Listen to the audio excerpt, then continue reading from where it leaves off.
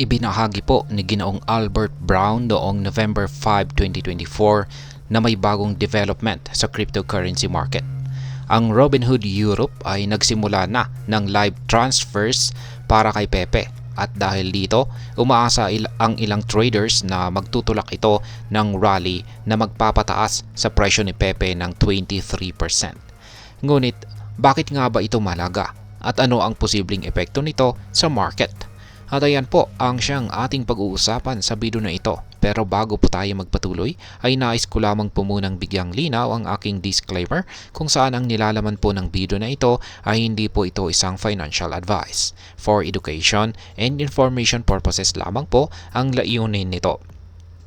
Ayan, ano nga ba ang kasalukuyang lagay ni Pepe ngayon?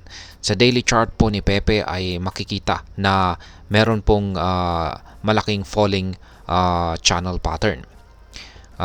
Bago po ang kamakailang recovery ay bumagsak po ang presyo ni Pepe ng 18.17% na nagresulta sa 5 sunod-sunod na bearish candlesticks. Nangangahulugan ito ng matinding pagbagsak sa presyo kung saan ay nagbigay ng signal ng reversal sa anyo ng isang evening star pattern. Kasama rito ang pagbasag sa 23.60% na Fibonacci level na nasa presyong 50 digits 825. Sa madaling salita ay bumaba po ito sa support zone na nasa 50 digits 82. Ngayon ay ano po ang ibig sabihin ng bearish crossover? Nagkaroon na po ng bearish crossover ang 50-day at saka 100-day EMAs kung saan ay nagpapahiwatig ng patuloy na bearish momentum. Ang MACD at ang signal line nito ay patuloy po na naka-align na bearishly kung saan ay may negative histograms na lalo pang nagpapatindi sa downward pressure. Sa madaling salita ay malakas pa rin ang pwersa sa presyo ni Pepe. Ngayon ay ano naman ang impact ng Robinhood Europe transfers? Nagbigay po ng short-term boost sa presyo ni Pepe ang bagong feature ng Robinhood Europe na sumusuporta sa live transfers kasama ang 1% deposit bonus para hikayatin ang mga users. Sa huling 24 oras ay nagbigay po ito ng resurgence sa bullish momentum ng meme coin na siyang nagpapakita po ng potensyal para sa muling pag-angat nito. Ngayon ay ano ang mga hamon na hinaharap naman nitong si Pepe? Sa kabila po ng magandang balita, may mga hamon pa rin itong si Pepe.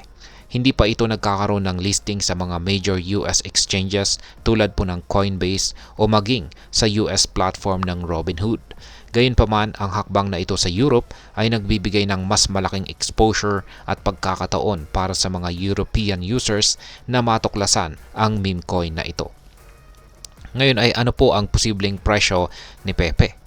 Kung magpapatuloy ang bullish resurgence at malampasan ni Pepe ang 23.60% na Fibonacci level, maaari po itong mag-target ng overhead trend line malapit po sa presyong 40 digits 10 na isang psychological resistance. Ito po ay mag-iimplika ng upside ng humigit kumulang na 23%.